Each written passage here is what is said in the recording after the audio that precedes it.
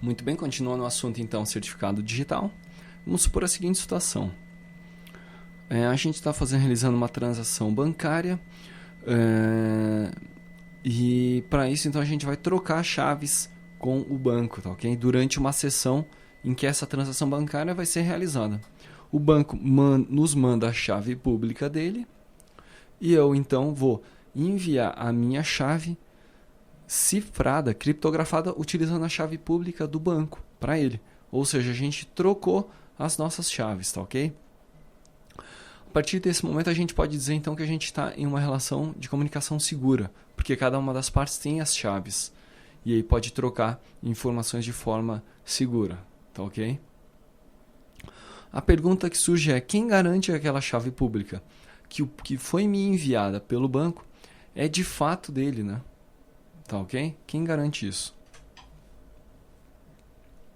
Para resolver essa questão aí, entra a figura do certificado digital. Tá ok?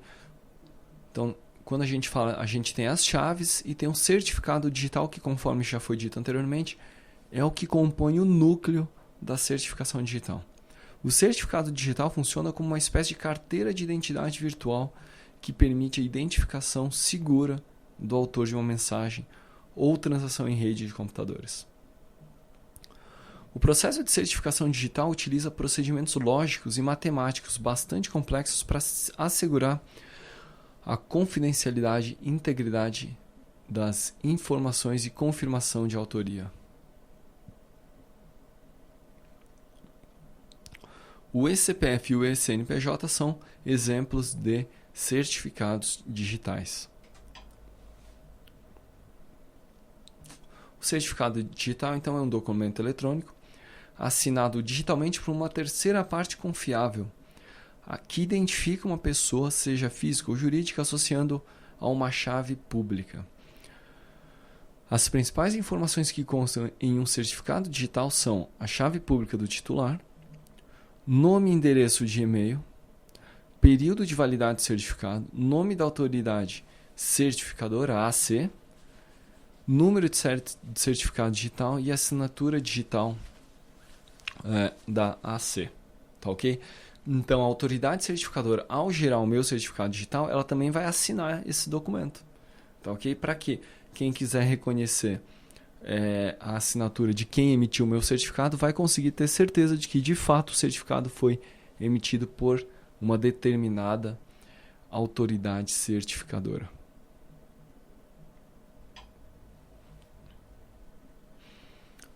ICP Brasil, Infraestrutura de Chaves Públicas Brasileira. ICP Brasil é uma cadeia hierárquica de confiança que viabiliza a emissão de certificados digitais para a identificação do cidadão quando transacionando no meio virtual, como a internet. A ICP Brasil é composta por uma cadeia de autoridades certificadoras formada por uma autoridade certificadora raiz, AC raiz, né?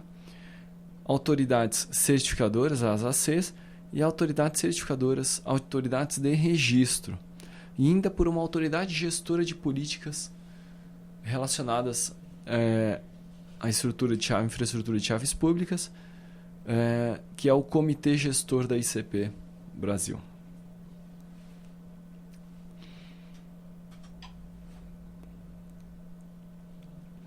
A estrutura resumida da ICP Brasil é a que segue aqui, né? Apenas com as autoridades certificadoras de primeiro e de segundo nível. Então eu tenho a C raiz, né? A autoridade certificadora raiz, aí depois na sequência eu tenho algumas autoridades certificadoras, entre elas a Caixa Econômica, CertSign, Serasa, Serpro e assim por diante, além da Receita Federal. Tá ok? E essa aqui é a estrutura básica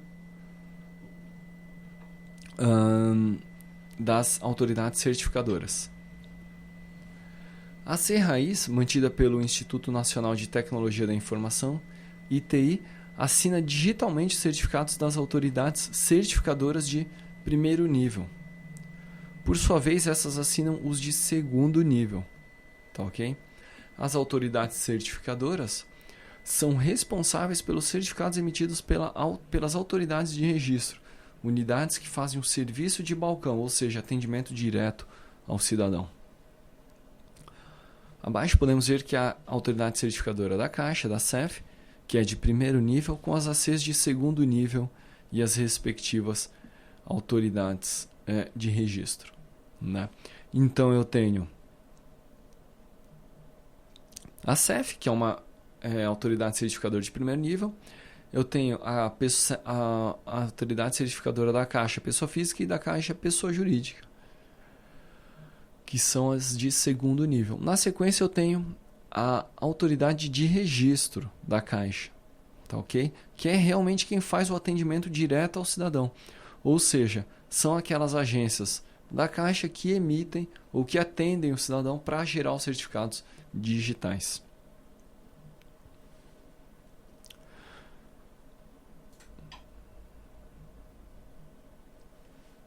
Os certificados digitais são agrupados nos seguintes tipos, né?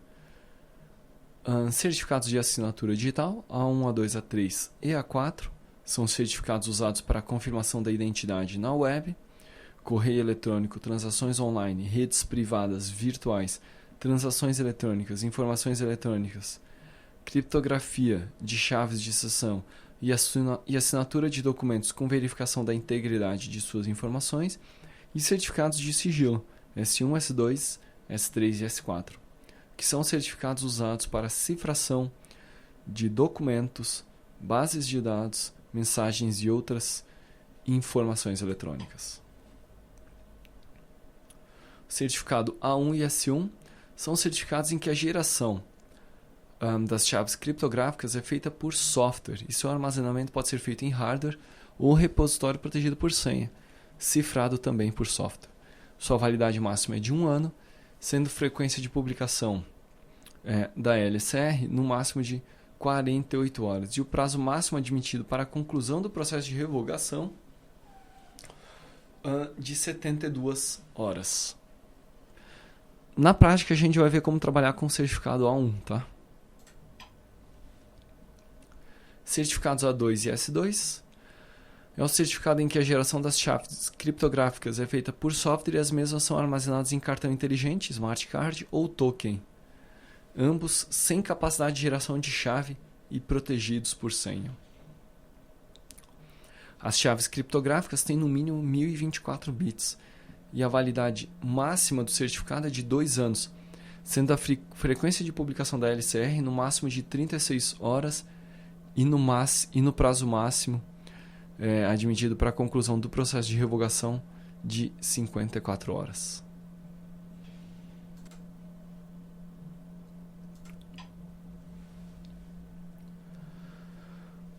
A3 e S3, certificados A3 e S3. É o certificado em que a geração e o armazenamento das chaves criptográficas são feitas em cartão inteligente ou token, ambos com capacidade de geração de chaves e protegidos por senha ou hardware criptográfico aprovado pela ICP Brasil.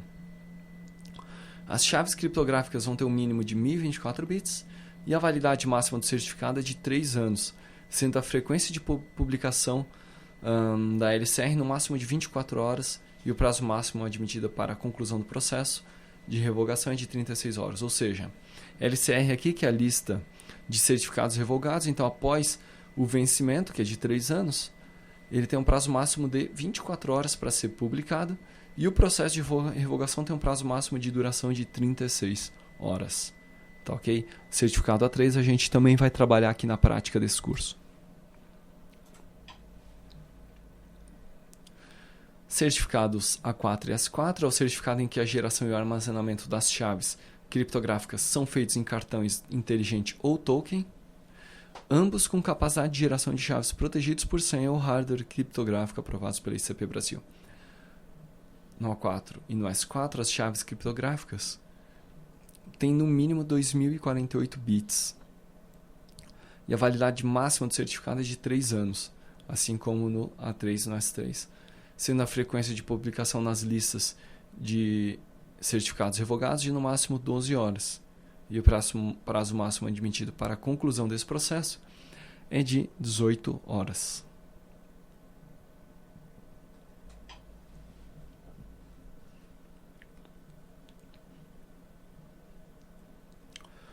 Formatos de certificado. PKCS, Public Key Cryptographic Standards.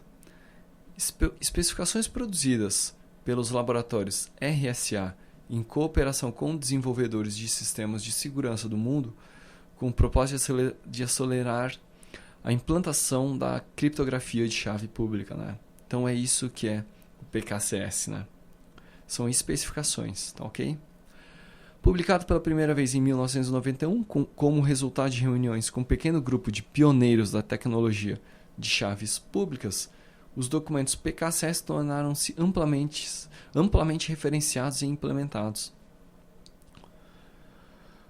Interessante, então, fazer uma pesquisa para conhecer um pouquinho mais sobre os padrões PKCS, que vão do 1 ao 16.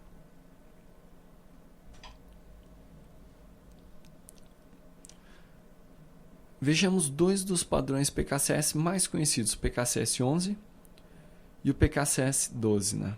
O PKCS-11 especifica uma API chamada de CryptoKey para dispositivos que possuem informações criptográficas e funções criptográficas e executam funções criptográficas, utilizado para tokens e cartões inteligentes. Já o PKCS-12 especifica um formato portátil de armazenamento ou transporte de chaves privadas de um usuário certificados e assim por diante. Ou seja, cada PKCS é um padrão que especifica alguma forma de transporte, né? Armazenamento e assim por diante, dos certificados, das chaves e assim por diante.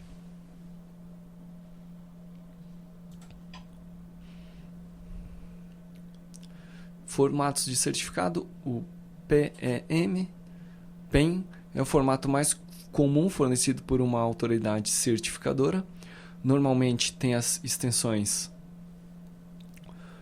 .pen, .crt, .cer e .key, tá ok? Eles são codificados com base em formato ASCII, que contém declarações begin e end certificate.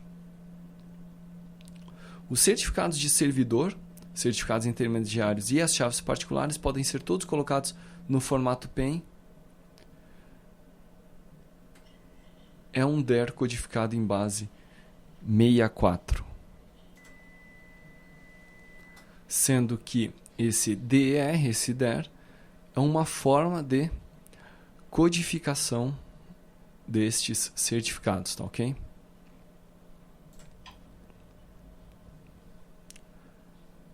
Conforme eu disse, né, o DER é uma forma binária de um certificado, ao contrário do formato PEN ASCII, né? Às vezes tem a extensão .der, mas frequentemente utiliza-se a extensão .cer. Como existem certificados com a extensão .cer tanto no formato DR quanto no formato PEM, a única forma de saber qual tipo que se trata é abrir o arquivo e verificar se o mesmo é em ASCII ou é um binário. Todos os tipos de certificado e chaves privadas podem ser codificados no formato DR. O DR é normalmente utilizado na plataforma Java.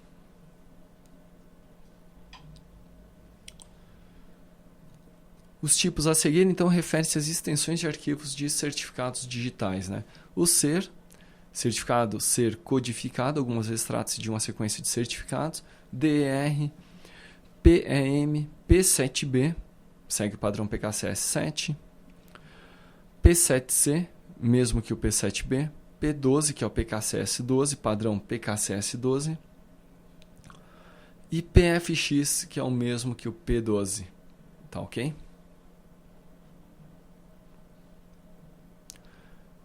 Ambos, P12 e PFX, são protegidos por senha. Se eu não me engano, o que a gente vai usar, o A1, ele é PFX, tá? E aí a gente vai ver como é que funciona esse mecanismo de proteção de senha. Como obter um certificado digital? Escolher uma autoridade certificadora da ICP Brasil, tá ok? Por exemplo, a Caixa. Solicitar o próprio pelo portal da internet da autoridade certificadora escolhida. Aí você vai escolher então a emissão de um certificado pessoa física ou de uma pessoa jurídica. Os tipos mais comercializados são o A1 e o A3, né, que são os que a gente vai trabalhar aqui. Para emissão de um certificado digital é necessário que o solicitante vá pessoalmente a uma autoridade de registro. Se for na Caixa, provavelmente vai ser uma agência, tá? Você vai fazer a solicitação pela internet e aí vai se dirigir a uma agência. Essa agência, então, na agência vão ser solicitados os seus documentos. Quando, então, o funcionário que te atender, ele vai identificar você. Ele vai te identificar e vai dizer, realmente, a pessoa que está aqui comigo hoje é a mesma pessoa que solicitou o certificado pela internet. Ou seja, é o Miguel, e ele trouxe os documentos e eu estou identificando e eu vou entregar para ele esse certificado A1.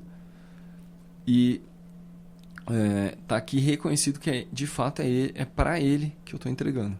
Tá ok? A AC ou a autoridade registradora notificará o cliente sobre os procedimentos para baixar o certificado. Quando seu certificado digital estiver perto do vencimento, este poderá ser renovado eletronicamente uma única vez, sem a necessidade de uma nova validação presencial. Ou seja, eu fiz uma vez, eu posso renovar ele automaticamente. Ou melhor, eletronicamente, né? Não automaticamente, mas sim eletronicamente.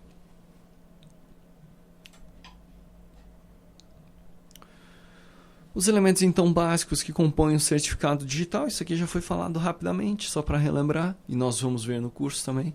Número serial, o titular, subject, né? O algoritmo, a chave pública, o emitente, o issuer e a data de validade, tá ok? Estes são alguns dos principais elementos que compõem um certificado digital. Evidentemente ainda tem aqui a chave privada, por exemplo, mas essa a gente não pode ficar expondo, né?